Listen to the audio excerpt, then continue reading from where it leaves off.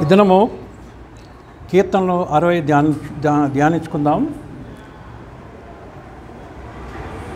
Psalms 60.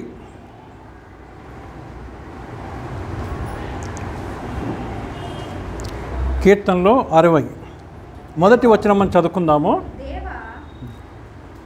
చదవమ్మా, ఎవరిని చదవండి. మమ్ము విడనాడి ఉన్నావు, మమ్ము చెదరగొట్టి ఉన్నావు, నీవు కోపపడితివి, మమ్ము మరలా బాగు చేయుము. ఇక్కడ 3 విషయాలు మనం చూస్తున్నాం.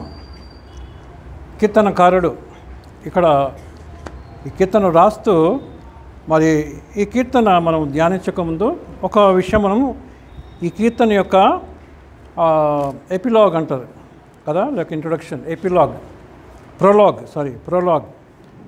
ఏదన్నా సంగతి ముందు ప్రోలాగ్, ఆ తర్వాత జరిగిన తర్వాత ఎపిలాగ్ అంటారు కదా. ఈ ప్రోలాగ్ మనం చదువుకుందాం. చదవండమ్మా. ప్రధాన గాయకునికి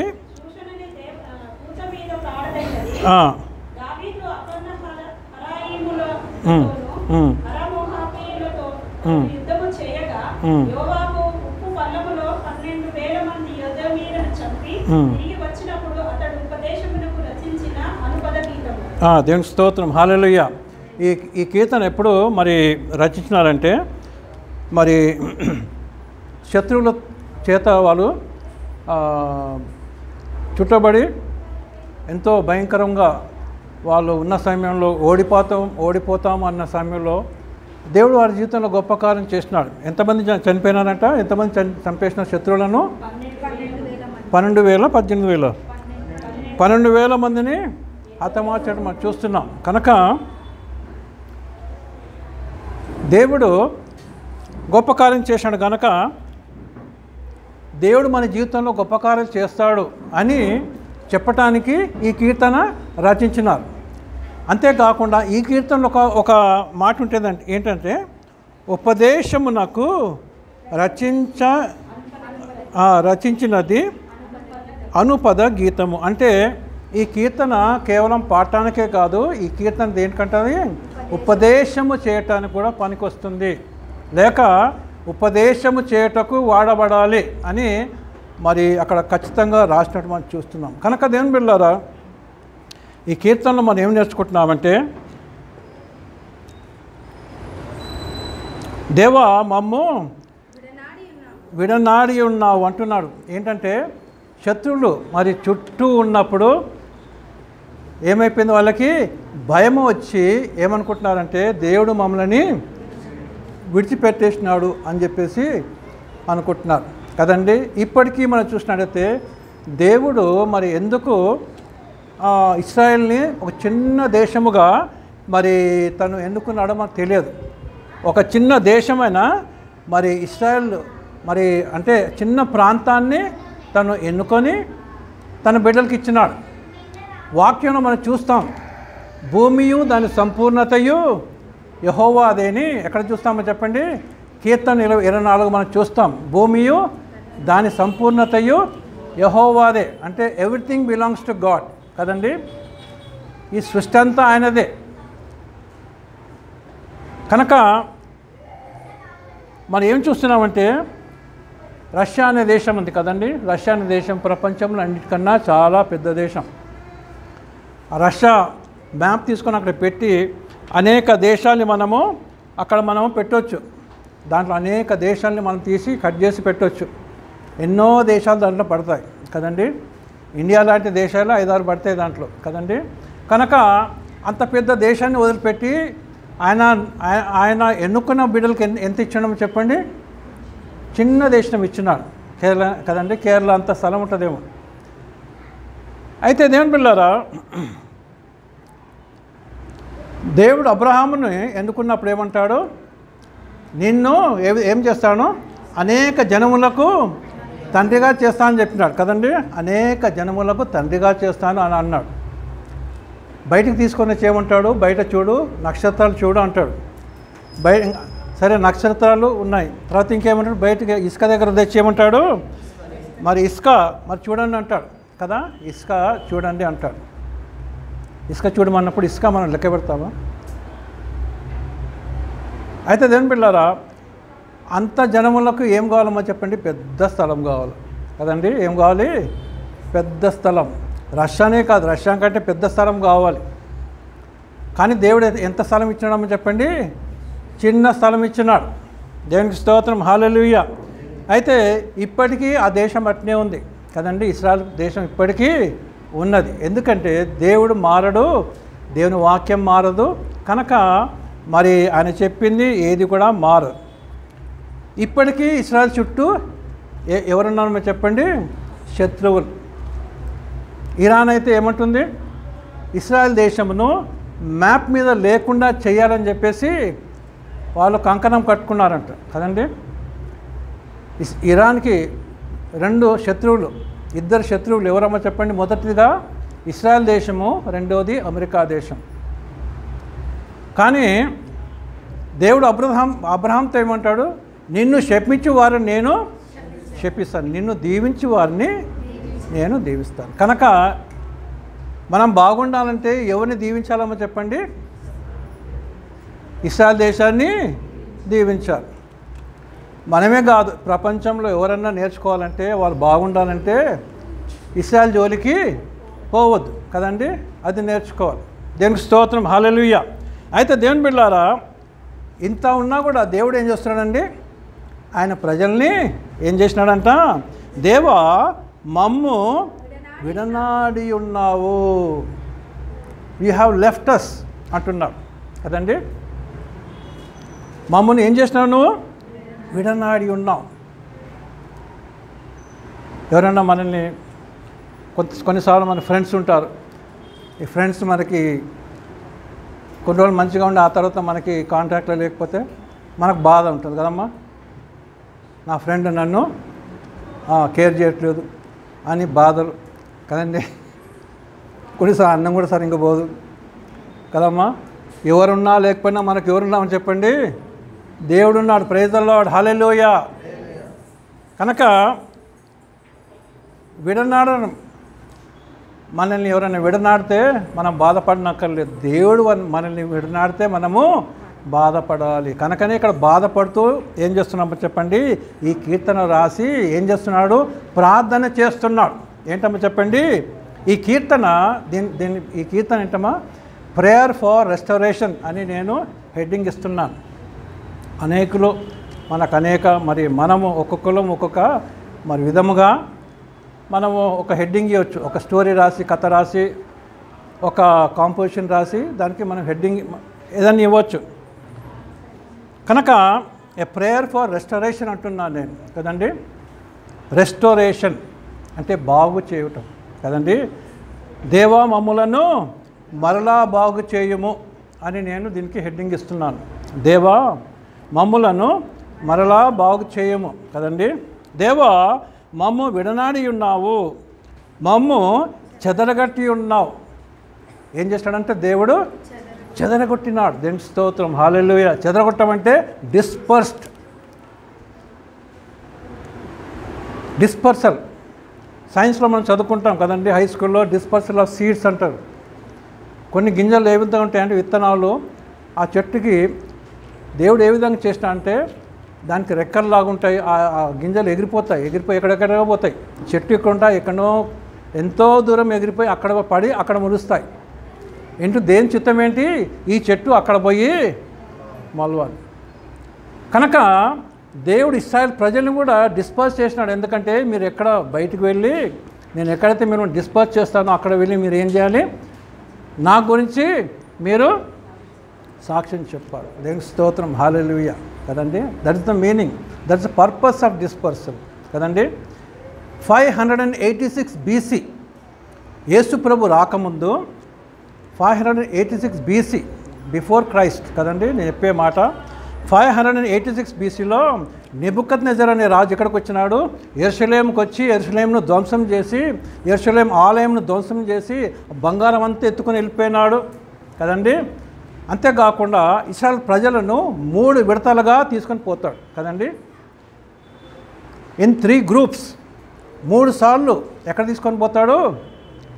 బబులోన్ దేశాన్ని తీసుకొని వెళ్తాడు. డిస్పర్స్ అయిపోయినారు కదండి. బబులోన్లో వెళ్ళిన తర్వాత అక్కడ వాళ్ళు దేవునికి మొరపెట్టుకుంటున్నారు, దేవుణ్ణి జ్ఞాపకం చేసుకుంటున్నారు. అయినప్పటికీ దేవుడు అన్నీ వదిలిపెట్టలేదు. దేవునికి స్తోత్రం, హల్లెలూయా కదండి. అనేక నాయకులను అక్కడ వారికి ఇచ్చినాడు. దేవునికి స్తోత్రం, హల్లెలూయా. కనుక మనం డిస్పర్స్ అవుతుంటాం కదండి. మన జీవితం మరి యేసు ప్రభువు వచ్చిన తర్వాత 70 AD కదండి, 70వ శతాబ్దం 70వ సంవత్సరం వరకు ఏముందమ్మా చెప్పండి, ఆలయం ఉన్నది. మత్తయి సువార్త 24లో మనం చూస్తాం కదా, శిష్యులు వచ్చి దేవా ఈ ఆలయం చూడండి ఎంత చక్కగా కట్టినారని చెప్పేసి. ఎవరు కట్టినారు? ఇది హేరోదు రాజు కట్టినాడు. అంటే దేవుడు అంటే ప్రేమ లేదు కానీ ఇశ్రాయేల్ ప్రజల్ని మెప్పు కోసం కడతాడు దాన్ని కదండి. కనుక 24వ అధ్యాయం మనం చూస్తాం. అప్పుడు ఏమంటారు యేసు ప్రభు, ఇదంతా మీరు చాలా పొగుడుతున్నారు కదా, దీన్ని చాలా ఇష్టపడుతున్నారు కదా, దీన్ని రాయి మీద రాయి లేకుండా ఏమవుతుంది, ఒక రోజు వస్తుంది అంటాడు. ఆ దినం ఎప్పుడు వచ్చిందమ్మా చెప్పండి? 70. అంటే యేసు ప్రభు చనిపోయిన తర్వాత ఇంకొక 35 years తర్వాత 70 ADలో నీరో అనే చక్రవర్తి ఏం చేశాడండి, చంపేసినాడు కదండి. అది పడగొట్టినాడు. ఇశ్రాయేల్ మరి క్రైస్తవులను చంపేస్తే అప్పుడు ఏమైంది, అందరూ డిస్పర్స్ అయిపోయినారు, స్కాటర్ అయిపోయినారు. ఏమైపోయినా చెదరగొట్టబడ్డారు కదండి. అనేక దేశాలకు వెళ్ళిపోయినారు క్రైస్తవులు కదండి.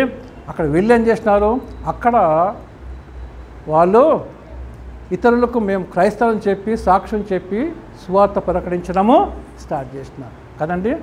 కనుక మమ్మల్ని విడనాడి ఉన్నావు, మమ్మల్ని చెదరగొట్టి ఉన్నాము, ఇంకోటి ఏంటి, మా మీద నీవు కోపపడి ఉన్నావు కదండి, కోపపడి ఉన్నావు. కనుక 3 విషయాలు చూస్తున్నాం. ఏంటమ్మా చెప్పండి? దేవుడు తన ప్రజలైన ఇశ్రాయేలుని ఏం చేశాడంట, విడనాడి ఉన్నాడు, చెదరగొట్టి ఉన్నాడు, కోప్పడి ఉన్నాడు కదండి. అయితే దేవునికి ఆ విధంగా మరి కోపం వచ్చినప్పుడు ఆయన కోపం ఎంత అంటామో చెప్పండి, ఎంతకాలం ఉంటుందంట? నిమిషం మాత్రమే. ప్రైజ్ అంటే షార్ట్ లివ్డ్ అంటారు కదండి, short, for a short period కదండి. దేవుడు తన ప్రజలను ఎన్నటికీ మర్చిపోడు, ఎన్నటికీ విడువను, నిన్ను విడువను ఎడబాయనని చెప్పి దేవుడు అన్నాడు. కనుక దేవుని బిడ్డలారా మనం చూస్తున్నాం ఏంటంటే ఇక్కడ, కనుక దేవా మమ్ము విడనాడి ఉన్నావు, మమ్ము చెదరగొట్టి ఉన్నావు, నీవు కోపపడితివి, మమ్ము మరలా బాగు చేయము అని ప్రార్థన చేస్తున్నాడు. దేవా మమ్మల్ని బాగు చేయమయ్యా. కనుక మన జీవితంలో ప్రాబ్లమ్స్ వచ్చినప్పుడు ఏం చేయాలమ్మా చెప్పండి? ఇంకా దేవుడు నన్ను వదిలిపెట్టేసినాడని చెప్పేసి మనం దేవుని వదిలిపెట్టవద్దు. అది నేర్చుకోవాలి మనం. దేవునికి స్తోత్రం, హల్లెలూయా. ఒక ఫ్రెండ్ మనల్ని వదిలిపెడితే వాడింటే ఊరుకొద్దు, మనం వాడిని వదిలిపెట్టేసాలి. దేవునికి స్తోత్రం, హల్లెలూయా. గుడ్ రిడన్స్ అనుకోవాలి మనం కదండి. దేవుడు కోప్పడితే ఏం చేయాలా? దేవుడు వెంటబడాలి. దేవునికి స్తోత్రం, హల్లెలూయా. ఏమంటున్నాం చెప్ప, ఏం ప్రార్థన చేస్తున్నాడు? మమ్ము మరలా బాగు చేయము,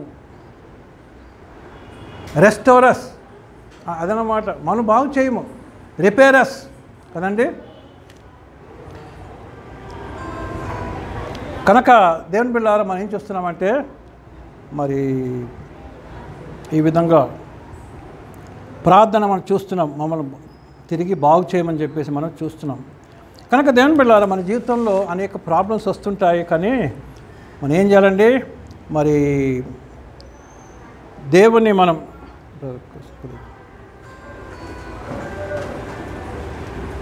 ఎవరో మాట్లాడి బయటికి మాట్లాడండి.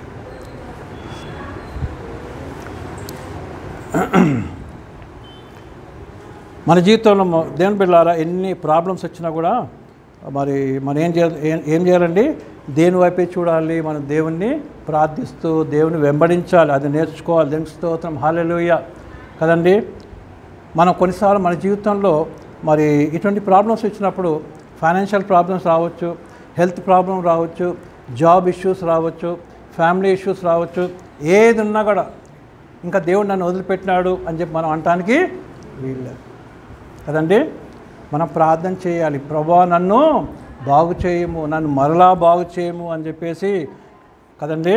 రెండవ వచనం మనం చూస్తాము, నీవు దేశమును కంపింప దేశమును కంపింపి ఉన్నావు, దానిని ఆ, బద్దలు చేసి ఉన్నావు. ఆ, అది వణుకుచున్నది, ఆ, అది పడిపోయిన చోటులు ఉమ్. బాగు చేయుము. ఆ. కనుక ఈ విధంగా మనం చూస్తున్నాం ఏంటంటే మరి దేవుడు ఆ దేశాన్ని ఏం చేసినాడంట, మరి కంపింపజేసినాడు. ఆ కంపింపజేసినప్పుడు ఏమైందమ్మా చెప్పండి, భయపడుతున్నారు. కనుక దేవుని బిడ్డలారా, మూడవ వచనం మనం చూస్తాం ఏంటంటే, నీ ప్రజలకు నీవు కఠిన కార్యములు చేసితివి అంటున్నాడు. అంటే నీ ప్రజలు కఠిన కార్యములు కదండి. ఎందుకు మరి 586 BCలో వాళ్ళంతా బబులోన్ మరి కొనిపోబడ్డారంటే, ఇర్మియా ఎన్నోసార్లు చెప్తాడు కదండి. ఇర్మియా ఏమంటాడు, ఈ దేశము అంటే ఇశ్రాయేల్ దేశం పాడైపోతుంది, అన్యులు వచ్చి దీన్ని మరి దీన్ని నాశనం చేస్తారు అని ఎన్నో చెప్తే వాళ్ళు ఏం చేస్తారు, ఇర్మియాని లెక్క చేయరు కదండి. ఇర్మియాని హేళన చేస్తారు, ఇర్మియాని మరి హింసిస్తారు కదండి. ఇర్మియా చెప్పినట్టే జరిగింది కదండి. కఠిన కార్యములు దేవుడి వారి ఎడల చేస్తున్నాడు. ఎందుకు కఠిన కార్యములు మన జీవితంలో వస్తాయంటే, దేవుని మాట మనం విననప్పుడు ఏమవుతుందో చెప్పండి, దేవుడు మనల్ని కఠినంగా శిక్షిస్తాడు. దేవునికి స్తోత్రం, హల్లెలూయా. ఏమంటే తర్వాత తూలునట్లు చేయు మద్యమును మాకు త్రాగించితివి అంటున్నా. అంటే తూలిపోలాగున మాకేం చేసినావు అంటే, నీవు మా జీవితాలు చేస్తున్నావు కదండి. అంటే దేవుడు అందరికి మద్యం తాగించలేదు, అపార్థం చేసుకోవద్దు కదండి. అంటే వారి జీవితాలు ఆ విధంగా మారిపోయినాయి, వారి జీవితాలు ఆ విధంగా చేసినాడు దేవుడు కదండి. ఏమైపోయినారంటే వాళ్ళు షేకీ అయిపోయినారు కదండి, తూలిపోతున్నారు. బాగా త్రాగిన వాడు తూలిపోతాడు, కానీ ఏమి తాగకుండానే తూలిపోతున్నారు వీళ్ళు. ఎందుకు? వారి పరిస్థితిని బట్టి కదండి, వారి పరిస్థితిని బట్టి వాళ్ళు తూలిపోతున్నారు కదండి. కనుక దేవుని బిడ్డలారా, మద్యము కదండి ఏమన్నాడమ్మా, తూలినట్లు చేయు. అంతేకాకుండా కొన్నిసార్లు ఏం చేస్తాడు దేవుడు, మనకి కష్టం పెట్టినప్పుడు ఆహారం కూడా, ఎటువంటి ఆహారం పెడుతుంటామో చెప్పండి, క్లేశ అన్నపానములు మనకి ఇస్తాడు కదండి. యెషయా చూడండి 30 అధ్యాయము 20-21. పానీయమే కాదు, ప్రభువు నీకేమిస్తాడంట, క్లేశ అన్నపానం. అంటే క్లేశ అన్నం అంటే అదేందో మన ఫాస్ట్ ఫుడ్ అనుకోవద్దు కదండి. ఇది కొత్త పేరుంది, ఇది కొత్త ఫాస్ట్ ఫుడ్ అని అనుకోవద్దు. అది ఏంటమ్మా చెప్పండి, క్లేశ అన్నపానములు అంటే బాధతో కూడిన అన్నపానములు కదండి. మన జీవితంలో కొన్నిసార్లు బాధతో కూడిన అన్నపానము దేవుడు ఇస్తాడు, బాధతో మనం తినాలి కదండి. ఇశ్రాయేల్ ప్రజలు 70 సంవత్సరాలు ఎక్కడ ఉన్నారమ్మా చెప్పండి, బబులోను ఉన్నప్పుడు ఎంతో కష్టంతో తింటున్నారు అక్కడ కదండి. ఆ తర్వాత ఏమైంది చెప్పండి, అప్పుడే కాదు, ఇశ్రాయేల్ ప్రజలు ఇంకెక్కడున్నారు, అప్పుడప్పుడు టూర్కి తీసుకొని వెళ్ళేవాడు దేవుడు కదండి. అప్పుడప్పుడు టూర్కి తీసుకునేవాడు కదండి. బబులోన్లో 70 years ప్యాకేజ్ కదండి. 3 days 4 nights 2 days 4 nights package ఉంటుంది. వీళ్ళకి 70 years ప్యాకేజ్ కదమ్మా. ఇంకొక ప్యాకేజ్ ఏంటి, 400 years ఎక్కడ, ఐగుప్తులో కదండి. అడ్వాన్స్డ్ కంట్రీ ఐగుప్తు. ఎంత అడ్వాన్స్డ్ అంటే ఆ పిరమిడ్స్ ఎట్లా కట్టినారని ఇప్పటికీ వాళ్ళు, ద వరల్డ్ ఈజ్ అస్టానిష్డ్.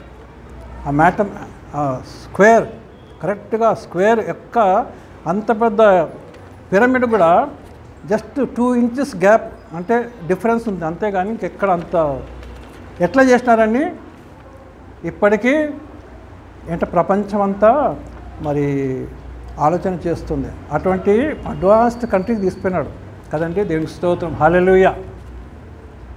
కనుక దేవుని బిడ్డలారా, ఏం చూస్తున్నామంటే కొన్నిసార్లు మనకి ఏమిస్తాడని చెప్పండి, క్లేశ అన్నపానములు, బాధతో కూడిన అన్నపానం దేవుడు మనకి ఇస్తాడు. ఎందుకంట, ద్వితీయోపదేశంగా కాండాలు మనం చూసుకుందాం. Deuteronomy chapter 8 and verse 2. Deuteronomy chapter 8 and verse 2. దాని ఏముందంటే ఇక్కడ, మరియు ఆయన ఆజ్ఞలను మరియు నీవు ఆజ్ఞలను గైకొందువో లేదో అని నిన్ను శోధించి నీ హృదయంలోనిది మన హృదయంలోని తెలుసుకోవటానికి దేవుడు ఏం చేస్తాడో చెప్పండి, మనల్ని వదిలిపెడతాడు, మనల్ని చెదరగొడతాడు, మనల్ని కోపగించుకుంటాడు, మనల్ని షేక్ చేస్తాడు, మన క్లేశ అన్నపానములు ఇస్తాడు. ఎందుకమ్మా చెప్పండి, మన హృదయంలో ఏముందో తెలుసుకోవటానికి కదండి. దేవునికి స్తోత్రం, హల్లెలూయా. బాగా షేక్ చేసి కదండి ఇవి నిలబడతాడా కింద పడతాడా దేవుడు చూస్తాడు అనమాట కదండి. కానీ యెహోవా యందు నమ్మకం ఉంచేవాడు కదలక నిత్యమునొచ్చు సియోను కొండ వలె ఉంటాడు. దేవునికి స్తోత్రం, హల్లెలూయా. కనుక నమ్మకం ఉండాలి, దేవుని మీద నమ్మకం ఉండాలి. దేవునికి స్తోత్రం, హల్లెలూయా. ఎటువంటి విషయంలో మనం భయపడొద్దు. దేవునికి స్తోత్రం, హల్లెలూయా. లోకంలోకి వెళ్ళొద్దు. నాకు బాధలు వచ్చినాయి కదా, దేవుడు నన్ను వదిలిపెట్టినాడు కదా అని చెప్పేసి మనం కూడా లోకానికి వెళ్ళిపోయి కదండి గుడ్ బై జీసస్ అని ఏ విధంగా 35 సంవత్సరాలు సేవ చేసి ఒక పాస్టర్ ఏం చేసినామో చెప్పండి, గుడ్ బై జీసస్ అని బైబిల్ కన్నా ఇంకా ఇంత లావు పుస్తకం రాసినాడు. కనుక మన జీవితంలో చిన్న ప్రాబ్లం వచ్చినా పెద్ద ప్రాబ్లం వచ్చినా ఏం కావద్దామో చెప్పండి, మనం ఎవరిని వదిలిపెట్టద్దు. గాలి వచ్చను, వర్షం వచ్చను, వరద వచ్చను, ఆ ఇంటి మీదకి ఏమైందమ్మా ఇల్లు పడిపోలేదు. ఈ నా మాటలు విని వాటి చెప్పున చేయు ప్రతివాడు బండ మీద తన ఇల్లును కట్టుకొని పోలినవాడు కదండి. దేవునికి స్తోత్రం, హల్లెలూయా. కనుక దేవుని బిడ్డలారా, మనం ఏం చూస్తున్నామంటే మన హృదయంలో ఏముందో తెలుసుకోవటానికి దేవుడు మనల్ని ఆ విధంగా చేస్తున్నాడు. కీర్తనలు ఇంకో మాట చదువుకుందాం. 94, 12, 13 చదువుకుందాం. కీర్తనలు 94, 12, 13. Psalms 94 verses 12 and 13. యెహోవా నీవు శిక్షించువాడు, నీ ధర్మశాస్త్రమును బట్టి నీవు బోధించువాడు ధన్యుడు. Praise the Lord. అంటే దేవుడు ఎవరినైతే శిక్షిస్తాడో, దేవునైతే ఎవరికైతే బోధిస్తాడో వాడు ఏమవడమో చెప్పండి, ధన్యుడు అంట. ప్రైజ్ ది లార్డ్, హల్లెలూయా.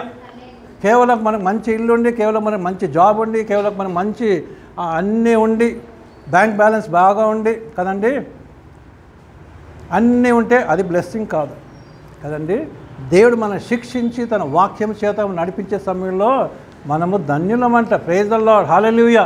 ఎందుకంటే దేవుడు మనల్ని విడిచిపెట్టలేదు అనమాట. దాని అర్థం ఎవరినైతే శిక్షిస్తున్నాడో, హెబ్రీ 12 ఏమవుతామో చెప్పండి, ఎవరిని శిక్షిస్తాడు దేవుడు? ఆయన ప్రేమించే కుమారుని దేవుడు శిక్షిస్తాడు. శిక్షించి ఏం చేస్తాడు? బోధిస్తాడు కదండి. బోధింపబడిన వాడు ధన్యుడు అని ఇక్కడ నేర్చుకుంటున్నాం కదండి. కనుక మొదటి పాయింట్ ఏంటంటే పరిస్థితి మనం చూస్తున్నాం. ఎటువంటి పరిస్థితుల్లో ఉన్నారు? దేవుడు వారిని విడిచిపెట్టిన పరిస్థితుల్లో ఉన్నారు. కనుక మన జీవితంలో ఇటువంటి పరిస్థితి రావచ్చు, దేవుడు మనల్ని విడిచిపెట్టవచ్చు కదండి. కానీ he never leaves us, he wants to test us కదండి. దేవునికి స్తోత్రం, హల్లెలూయా. రెండో మాట ఏంటంటే దేవుడు మనకి ఒక బ్యానర్ ఇస్తున్నాడు. ఒక బ్యానర్ ఏంటమ్మా చెప్పండి, ఒక ధ్వజం ఇస్తున్నాడు. దేవునికి స్తోత్రం, హల్లెలూయా. ఏమంటే చెప్పండి, 6వ వచనం ఎక్కడ ఉందమ్మా చెప్పండి. అది దేవుడు మాట ఇచ్చి ఉన్నాడు, నేను ప్రహర్షించదను, షెకెమును పంచిపెట్టదను. 4వ వచనం చదవమ్మా. సత్యము నిమిత్తము ఎత్తి పట్టుటకై. దేవునికి స్తోత్రం, హల్లెలూయా. ఏం చేయాలమ్మా చెప్పండి, సత్యమును మనం ఎత్తి పెట్టాలి. దేవునికి స్తోత్రం, హల్లెలూయా. మన జీవితంలో సత్యం ఉండాలి కదమ్మా చెప్పండి. సత్యం కొరకు జీవించాలి, సత్యం మనము ప్రచురము చేయాలి. దేవునికి స్తోత్రం, హల్లెలూయా. ట్రూత్. యేసు ప్రభువు ఏమన్నాడు? నేనే మార్గమును సత్యమును జీవము. దేవునికి స్తోత్రం, హల్లెలూయా. కనుక 4వ వచనం చదవమ్మా. నీ యందు భయభక్తులు గల వారికి నీ ఒక ధ్వజము ఇచ్చి ఉన్నావు. ధ్వజము అంటే ఏంటమ్మా చెప్పండి? ఒక బ్యానర్. ధ్వజం అంటే ఏంటమ్మా చెప్పండి? బ్యానర్. ఒక బ్యానర్. ఏదన్నా స్ట్రైక్ చేయాలంటే, ఏదన్నా ప్రొటెస్ట్ చేయాలంటే కదండి ఏం చేస్తారు? ఒక బ్యానర్ పట్టుకొని దాని మీద వాళ్ళు అనుకునేది రాసి ఇటుపాకి ఇద్దరు పట్టుకొని నడుస్తుంటే మిగతా వాళ్ళందరూ నడుస్తుంటారు. దాని ఏముంటుంది, వాళ్ళు అనుకున్నది, వాళ్ళు కావాలనుకున్నది, ఎందునిమిత్తం వాళ్ళు మరి ప్రొటెక్ట్ చేస్తున్నారు, ఎందునిమిత్తం వాళ్ళు రోడ్డు మీదకి వచ్చినారు కదండి, వాళ్ళు దాని మీద రాస్తారు కదండి. కానీ మనకేముండాలి, మన ధ్వజం ఏమై ఉండాలమ్మా చెప్పండి? సత్యం ఉండాలి. దేవునికి స్తోత్రం, హల్లెలూయా. లేక మన ధ్వజం ఏముండాలి? నేనే మార్గమును, సత్యమును, జీవమును. ప్రైజ్ ద లార్డ్, హల్లెలూయా కదండి. ఒక ధ్వజము, ఒక బ్యానర్ దేవుడు మనకి ఇస్తున్నాడు. ఎవరికి ఇస్తున్నాడంట? ఆయనందు భయభక్తులు గల వారికి ఇస్తున్నాడు. అందరికి కాదు. దేవునికి స్తోత్రం, హల్లెలూయా. భయభక్తులు గల వారికి ఏమిస్తున్నాడు? ఆయన ఒక ధ్వజం ఇస్తున్నాడు. దేవునికి స్తోత్రం, హల్లెలూయా. ఒక ధ్వజం ఇస్తున్నాడు. తర్వాత నీ ప్రియులు దేనికంట? నీ ప్రియులు బాధలో ఉన్నారు, కష్టంలో డిస్పర్స్ అయిపోయినారు, వాళ్ళు విమోచింపబడటానికి ఫర్ ద రిడెంప్షన్ ఈ ధ్వజం ఇస్తున్నాడు. అంటే ఇది పట్టుకొని మీరు ఉండాలి. ప్రైజ్ ద లార్డ్, హల్లెలూయా కదండి. కొన్నిసార్లు మనము లోగో చూస్తుంటాం కదండి. మన మినిస్ట్రీ కూడా లోగో ఉంటుంది, మన క్యాలెండర్ మీద ఉంటుంది కదా, లోగో ఉంటుంది. దేవునికి స్తోత్రం, హల్లెలూయా కదండి. కొన్నిసార్లు మన లోగో మీద మనం నమ్ముకునేది పెడతాం కదండి. దేవునికి స్తోత్రం, హల్లెలూయా. బ్యానర్ కదండి, ఒక బ్యానర్ మనకి ఇస్తున్నాడు. దేవునికి స్తోత్రం, హల్లెలూయా. పాత నిబంధనలు మనం చూస్తాం, ప్రతి ఒక్క బ్యానర్ ప్రతి ఒక్క కుటుంబం పట్టుకొని ముందుకు వెళ్ళాలి. దేవునికి స్తోత్రం, హల్లెలూయా. మన ఇంటి పేరు కన్నా ఈ బ్యానర్ చాలా ఇంపార్టెంట్. దేవునికి స్తోత్రం, హల్లెలూయా. కొన్నిసార్లు మన ఇంటి పేరుని బట్టి మనం గర్విస్తుంటాం కదండి. మా ఇంటి పేరు ఇది, మా మా మా వంశము చాలా గొప్పది అని మనము గర్వపడుతుంటాం కదండి. అక్కడ అంతా ఈక్వల్ మీద కదండి. మన ఇంటి పేర్లను తీసేస్తాడు ఫస్ట్. మన ఇంటి పేరు తీసేస్తాడు, మన చర్చ్ పేరు తీసేస్తాడు కదండి. ప్రపంచంలో నాదే పెద్ద సంఘం అంటే కూడా అన్నీ తీసేస్తాడు. వ్యక్తిని చూస్తాడు దేవుడు, అంతే. దేవునికి స్తోత్రం, హల్లెలూయా కదండి. సంఖ్యాకాండం 2వ అధ్యాయం 2వ వచనం చదువుకుందాం. సంఖ్యాకాండం 2వ అధ్యాయం 2వ వచనం, నంబర్స్ 2 and verse 2. ప్రతి కుటుంబము తమ ధ్వజము తీసుకొని ముందు చదవం. ఇశ్రాయేలందరూ తమ తమ పితరుల్లో కుటుంబం అంటే, పితరుల కుటుంబం అంటే ఎవరమ్మా చెప్పండి? 12 గోత్రాలు. దేనికి స్తోత్రం, హల్లెలూయా. టెక్కములను అంటే టెక్కములు అంటే బ్యానర్స్ అన్నమాట కదండి. బ్యానర్స్ లేక వాళ్ళ లేబుల్స్ అన్నమాట కదండి. తర్వాత పట్టుకొని తమ తమ ధ్వజముల యొద్ద దిగవలెను. అంటే ఎవరి ధ్వజం వాళ్ళదే. దేవునికి స్తోత్రం, హల్లెలూయా కదండి. యూదా అంటే యూదా ధ్వజము, యూదా గోత్రము. యూదాలో నుండి ఎవరు వస్తారు? రక్షకుడు వస్తాడు. యూదా నుండి దండనము పోదు. దేవునికి స్తోత్రం, హల్లెలూయా. కనుక మనం చూస్తాం దేవుని బిడ్డలారా, మన ధ్వజం మనకు ఉండాలి. అంటే దాని అర్థం ఏంటంటే ఒక నిర్ణయం మన కుటుంబానికి ఉండాలి. దేవునికి స్తోత్రం, హల్లెలూయా. ఏంటమ్మా చెప్పండి? We should have a banner. యెహోషువ ఏమంటాడు? నేనును నా ఇంటి వారము యెహోవాను సేవించదము అని ఒక బ్యానర్ పెట్టుకున్నాడు. దేవునికి స్తోత్రం, హల్లెలూయా కదండి. జోషువాస్ బ్యానర్ యెహోషువ 24:15 మనం చూస్తాం కదండి. ఏమంటాడు? మీరు ఎవరినైనా సేవించండి. ఆ ప్రజలు ఎవరమ్మా చెప్పండి? ఇశ్రాయేల్ ప్రజలే. అన్యులతో మాట్లాడుతున్నాడు కాదు ఆయన, ఇశ్రాయేల్ ప్రజలతో మాట్లాడుతున్నాడు. ఏమంటున్నాడు? మీరు ఎవరినన్నా. ఎందుకంటే కొన్నిసార్లు ఏమవుతుందంటే లోకంతో చూస్తుంటాము, లోకంలో కలిసిపోయే స్థితి కూడా వస్తుంటాయి. కానీ తన బలముగా నిలబడుతున్నారు. ఏమంటున్నామో చెప్పండి? మీరు ఎక్కడన్నా పోండి కానీ నేనేం చేస్తాను? నేనును నా కుటుంబము యెహోవాను సేవిస్తాము. We will serve the Lord. కనుక దేవుని బిడ్డలారా, మన జీవితంలో ఒక బ్యానర్ మనకు కావాలి, మన కుటుంబానికి ఒక బ్యానర్ కావాలి కదండి. దేవునికి స్తోత్రం, హల్లెలూయా. ఆ బ్యానర్ కదండి, ఆ లోగో, మనం ఏమేమి ఉన్నాం, నేను నా కుటుంబం ఏమేమి కావాలనుకుంటున్నాం అని నిర్ణయించుకొని ఆ విధంగా మనం ముందుకు వెళ్దాం. దేవునికి స్తోత్రం, హల్లెలూయా. నేను నా కుటుంబం ఏం చేస్తాం, మేము యెహోవాను సేవిస్తాం. Praise the Lord, hallelujah.